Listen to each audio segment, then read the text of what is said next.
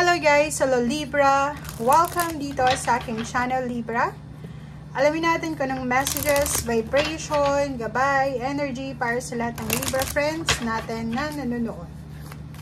Ito ay general weekly tarot reading. So, I hope na makuha mo kung ano yung energy na gusto ng ipahiwatig sa'yo. Libra. Summer 2. Okay, so may Libra dito na posibleng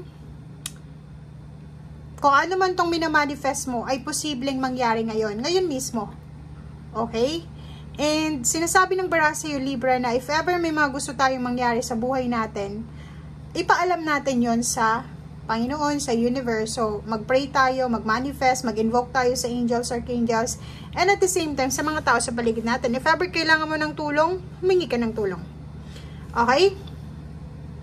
And nakikita din natin dito na may posibleng magandang mangyayari sa buhay mo, financial, emotional, na may darating sa'yo. Pwedeng aanihin mo kung ano yung abundance na outcome sa gagawin mo ngayong summer. Okay? So, for example, June, July, August, yan yung pagtanim mo ng binhi.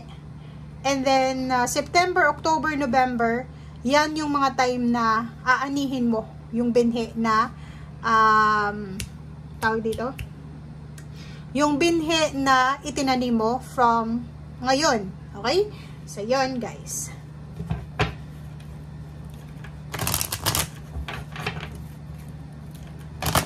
So, comment below, ano ba yung gagawin mo sa ngayon? Pinagpaplanuhan mo? Sinasabi ng baraha, go lang ng go. Kasi, aanihin mo yung binhiyan. Aanihin mo yung abundance niyan sa mga susunod na buwan. Starting September, October, November.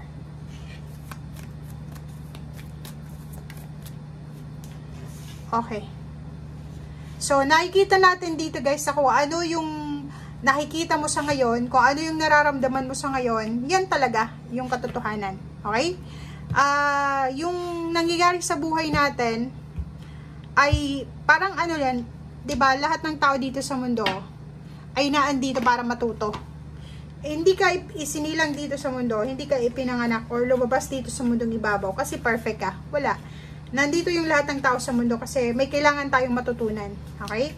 Nandito tayo kasi may life purpose tayo. Nandito tayo kasi meron tayong sinumpaan. Meron tayong kanya-kanyang purpose dito. So, sinasabi ng bara sa'yo dito na lahat ng experiences mo, maganda man yan, masama man yan, malungkot man yan, isipin mo na may rason kung bakit mo na-experience yan or kung bakit mo naranasan yan. Okay? Kasi, ganun talaga, hindi lahat ng tao pantay-pantay, 'di ba? May mayaman, may mahirap, may masaya, may malungkot, mayroong depressed, mayroong sobrang saya niya. So, sinasabi ng bara sa'yo dito na bilog ang mundo. Minsan malungkot, minsan masaya. So, kung ano yung nakikita natin sa ngayon, gamitin natin yon as lesson. 'Di ba? Yung mga past experiences mo, positive or negative, para hindi na maulit, kailangan mong matutunan dyan. May matutunan ka dapat. Diba? Queen of Wands. Freedom. Nakikita ko sa'yo dito, may Libra na gusto ng freedom. Freedom yung sinisigaw ng baraha mo eh. So, ibig sabihin, it's either relationship yan or trabaho. Gusto mo na ng freedom. Nandito yung King and Queen of Wands. Diba? Siguro ang tagal mo ng OFW and siguro sa Middle East ka or sa lugar na alam mo na hindi ka pwedeng lumabas or may mga specific time para lumabas o ganito ganyan. Yung gusto mo nang umuwi ng Pilipinas para makapagbakasyon, makalaya, diba? Sa contract or kano pa man, comment down below. Trabaho to eh, diba? King of Wands and then Queen of Wands. Sinasabi ng baraha sa'yo na sa linggong ito, siguro ang iba sa inyo nakatingin sa malayo, sa may bintana, sa may pinto. Nagwi-wish sila. 'Di ba? Nagwi-wish nagpipray na sana makalaya ka na sa problemang ito. Sana maayos na yung problema mo. Sana matapos na yung mga sakripisyo mo. Sana dumating naman yung tag-araw sa buhay mo. Kasi palaging tag-init, palaging tag-ulan, tag-bagyo. Parang ganon. So, sinasabi ng baraha, kung sa work yan, pwedeng makakuha ka ng freedom. Pwedeng makuha mo kung ano yung freedom na gusto mo. Kung sa relationship, ganon din. Sa trabaho, nakikita ko sa'yo dito na may paraan. May isang paraan ka na pwedeng gawin para makuha mo kung ano itong liwanag na to.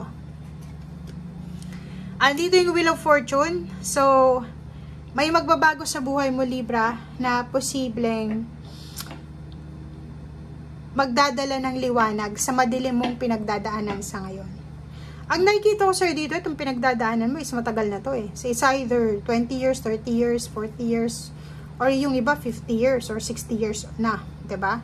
So, talagang ano ka na eh, stagnant na yung pakiramdam mo, na parang gusto mo lang is magkaroon ng freedom, gusto mo lang is matahimik yung buhay mo, gusto mo lang is yung hindi naman problema sa financial, hindi naman problema sa relationship, may mga unhealthy habits, lifestyle, addiction yung mga kapamilya mo na kailangan mo sigurong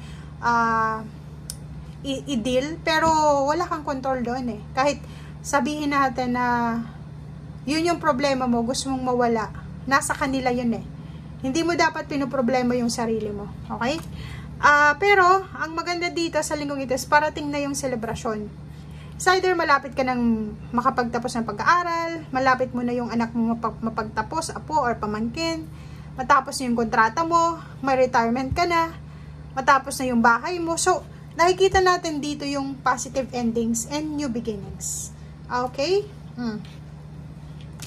Sa trabaho, nakikita ko sa linggong ito na sobra-sobra kang focus sa ginagawa mo. If ever may trabaho ka sa ngayon, ginagawa mo yung best mo. Ginagawa mo yung best mo kasi gusto mong makapagpahinga. 'Di ba? So, ibig sabihin yan, ngayong linggo, kailangan mong tapusin yung dapat tapusin. Kasi, for the next week, next week, free ka na. Parang gano'n yung sinasabi ng baraha. Oh, tingnan mo. 'Di ba? So, resonated yung bawat isa. Bawat baraha mo, ang ganda.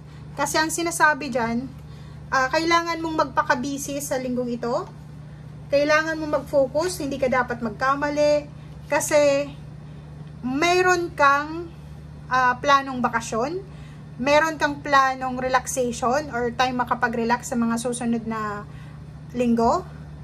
And may gagawin kang bago, parang ganon. So, may pinaplano ka, either plano mo magbakasyon, mag-travel. So, ngayon pa lang naghahanda ka na. Tinatapos mo na lahat ng mga problema, tinatapos mo lahat ng mga obligations mo, responsibilities, para pag alis mo, maayos. Okay? So, thank you guys and see you again. Bye!